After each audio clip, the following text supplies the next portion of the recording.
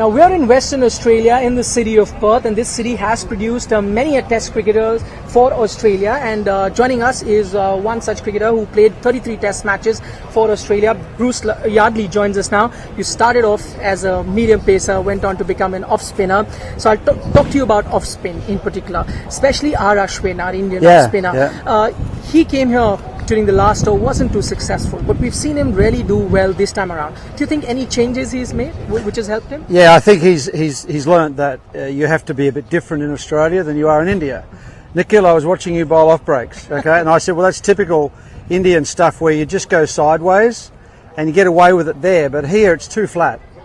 So in Australia, you have to get the ball rotating forward at about 45 degrees, and if you get a bit of polish here on this side and you get enough revs on the ball going that way forward, it means you'll get a bit of curve away from the right-hander and some loop because it's travelling at good revs forward at 45. So it curves away, it bounces and it turns. Right. So if I understood you correctly, you say the Indian off-spinners would usually spin it like this, whereas he's spinning it like this. He's getting more overspin now, so into a nice breeze that you get here in Australia, it will drop. Right. Okay, so the batsman gets fooled in the air. So that's the old spinner's story, isn't it? Talking about someone who got this overspin as you're talking about was, of course, Muttiah Muralidharan. And did you know that he was coach of the Sri Lankan team, worked a lot with Murali. I believe you made a few changes to his action as well, especially when he was called for chucking, right? Yes, yeah. It was my job to have him cleared to the ICC when I first went. And what he was doing, he was, for a start, when he, as a boy, as he started off, he was coming wide and he was finishing out here, right? So an off spinner, to get those extra revs and arm speed, you go up and everything's like Murali, everything was turning, wasn't it? And got him finishing into his left hip rather than past his right hip. So even though he might not have been chucking the ball, it was perceived that he was chucking because he was open. So he got more to that position and finished into the hip there. And that is what Ashwin is doing as well.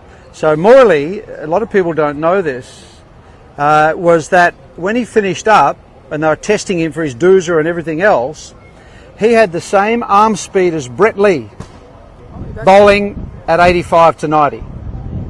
So the rotation here was unbelievable. Shane Warne had the same, and they call it arm speed. So your arm speed, you're not like a fast bowler and going forward like that. Your arm speed is going up and whoo, finishing short. You got it? And so that's what creates these revs. Very interesting lesson for all you youngsters watching who want to take spin bowling as a career, that it's not always about the amount of turn you get, it's also about the arm speed, as Bruce was telling us. Bruce, finally, and I wanted to talk to you especially with regards to chucking. You work very closely with Murali. Yeah. You had a personal experience as well where you were called for throwing. Yeah, I did, in the West Indies. In the West Indies, correct. So what do you make of the current stand of the ICC with regards to chucking? Do you think it's come too late, or do you think they're being too harsh? What is your stand? No, I don't think they're being too harsh, because I said way back in 97, 96, 97, 98, that anybody who tries to copy Murali is going to find themselves in real trouble.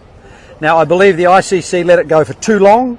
We had guys that were running in, and I call them baseball pitchers, right? Right. Murali turned himself inside out to bowl this. These guys were just loading up and baseball pitching whatever they pitched. Right. What disappoints me at the moment, and I've been watching, we get a lot of close-ups now of fast bowlers, right? And the number of guys, I believe, at the moment who are getting away with a lot more than 15 degrees flex, eh? And nothing's being said about the fast bowlers. Finally, before I let you go, the World Cup is on. Your favourite to win the tournament. Who's looking the best? I don't think we are the favourites to win the tournament after the New Zealand game the other day. It ended up a very, very good contest in the end, and it went down to the wire through the fast bowlers. I'm not writing off India either.